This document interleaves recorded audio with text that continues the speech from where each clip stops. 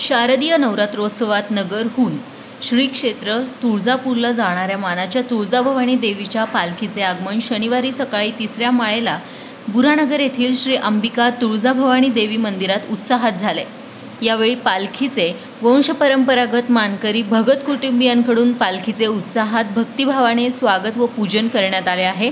यावेळी मंदिराचे पुजारी ॲडव्होकेट विजय भगत, ॲडव्होकेट अभिषेक भगत व दुर्गा भगत यांनी साडी चोळी पुष्पहार अर्पण करून पालखीची विधिवत पूजा व आरती केली आहे। यावेळी दर्शनास आलेल्या हजारो भाविकांनी आई राजा उदो उदो, सदानंदीचा उदो उदो, बोल तुळजाभवानी माता की जय असा जयघोष केलाय।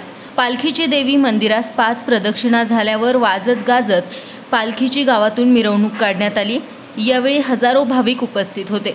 बुरानगर गावात पालखीचे स्वागत करण्यासाठी सर्व घरासमोर आकर्षक रांगोळ्या रेखाटल्या होत्या। घरोघरी पालखीची पूजा करण्यात आली। तत्पूर्वी सकाळी तुळजाभवानी देवीची पारंपरिक पद्धतीने महापूजा पुजारी भगत कुटुंबियांनी केली। यावेळी देवीला परिधान केलेले उंची वस्त्र, सुवर्ण व रजत अलंकार व आकर्षक पुष्पमाळांमुळे देवीच्या मूर्तीची प्रसन्नता अधिकच वाढली होती। यात्रेनिमित्त देवीच्या देव्हाऱ्यात आकर्षक फुलांची सजावट करण्यात आली होती। यात्रेनिमित्त गावात मोठा पोलीस बंदोबस्त तैनात होता।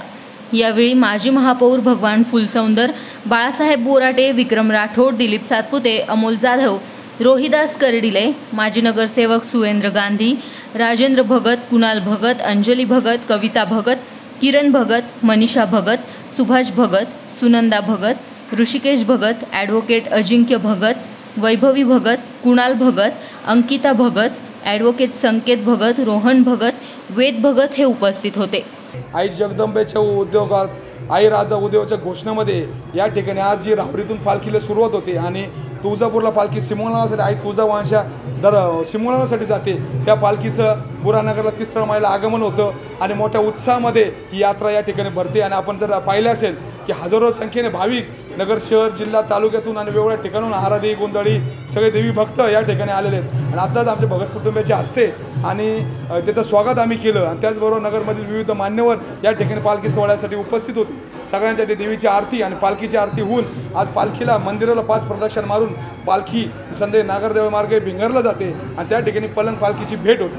हा सुद्धा एक ऐतिहासिक सोहळा या ठिकाणी यानंतर होतो आणि त्यानंतर पालखी फिरत फिरत अष्टमीला रात्री म्हणजे नवमीला रात्री नंतर म्हणजे दसऱ्याला पाठे तिथं सिमोलनाचा खरा विधी होतो आणि त्यामध्ये आई जगदंबेची मूर्ती टाकून त्यामध्ये मंदिराला प्रदक्षिणा मारली जाते आणि तिथं अजबलीचा आणि अनेक धार्मिक विधी तिथं पार पडले जातात आणि खऱ्या अर्थाने विजयादशमी सण साजरा होतो। ही पालखीची परंपरा आमच्या कुटुंबातून गेल्या 1100 वर्षापेक्षा जास्त वर्षापासून आज तगायत चालू आहे, अखंडपणे चालू आहे आणि याचं म्हणजे पालखी सामाजिक समतोल ठेवणारी पालखी आहे। या ठिकाणी गौण वर्ग, दलित वर्ग, सगळ्या समाजाचे वर्ग या ठिकाणी येतात, एकजुटीने आनंदाने पालखी खेळतात आणि एक नवचैतन्य या ठिकाणी आई जगदंबेचा भवानीचा नवचैतन्य आशीर्वाद घेऊन या ठिकाणी जातात।